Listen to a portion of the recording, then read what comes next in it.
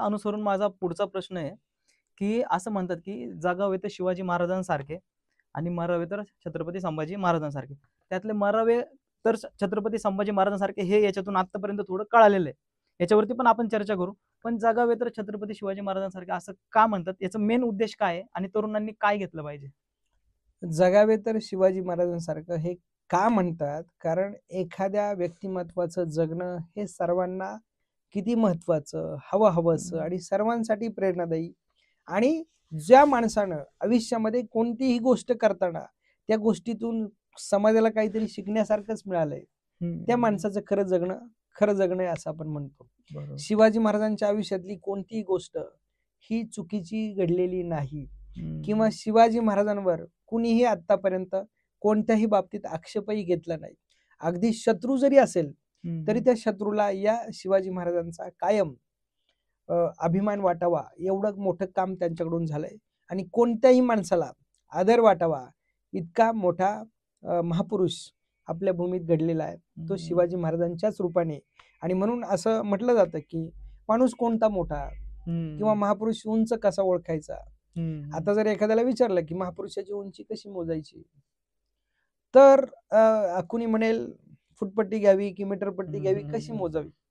परंतु मी प्रामाणिकपणे सांगतो की महापुरुषाची उंची कुठल्या मीटरपट्टीने कुठल्या टेपने मोजता येत नाही.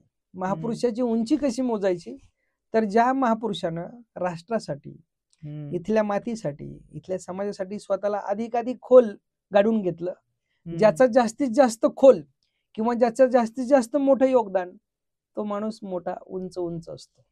आणि शिवाजी महाराज हे फक्त महाराष्ट्रापुरते नाही तर या देशातले सर्वात मोठं समर्पण आणि योगदान असलेलं व्यक्तिमत्व आहे. त्यामुळं शिवाजी महाराजांचं जगणं कुणालाही प्रेरणा देण्यासारखंच आहे. आणि म्हणून जगावं, कारण एक आदर्श पुत्र, आदर्श पती, आदर्श राजा, आदर्श मित्र, जे आदर्शाला जोडून जी भूमिका येते ती सगळी शिवाजी महाराजांच्या चरित्रात आपल्याला बघायला मिळते. शिवाजी महाराजांनी मित्राचा विश्वासघात केलाय, केसाने गळा कापलाय, असं कुठंही उदाहरण नाही. शिवाजी महाराजांनी आपल्या आईच्या विचारासाठी, आपल्या आईला जे हवंय ते देण्यासाठी आयुष्यपणाला लावलं आणि आपल्या आईला जे अपेक्षित आहे ते करून दाखवलं. शिवाजी महाराजांनी माझ्या रयतेला काय लागतंय, सुख, समाधान, सुविधा, ह्या गोष्टी स्वतःसाठी सगळं मिळालं असतं, वैयक्तिक ते सगळ्या गोष्टी उपभोगू शकले असते, परंतु ते केलं नाही. तर रयतेसाठी जे हवंय ते देण्याचा प्रयत्न केला. पिता म्हणून संभाजी महाराज सुद्धा एका ठिकाणी असं म्हणतात, आबासाहेब तुम्ही माझ्यासाठी रयतेला पिता आहात. म्हणजे त्यांना असं म्हणायचं होतं की माझ्यासाठी तुम्ही पिता आहात असं रयतेला वाटतं, पण माझ्या ठाई माझ्यासाठी तुम्ही अवघं जग आहात, ही भूमिका संभाजी महाराज सांगतात. तेव्हा एक आदर्श पिता काय असतो हे सुद्धा संभाजी महाराजांच्याच चरित्रात हे बघायला मिळतं.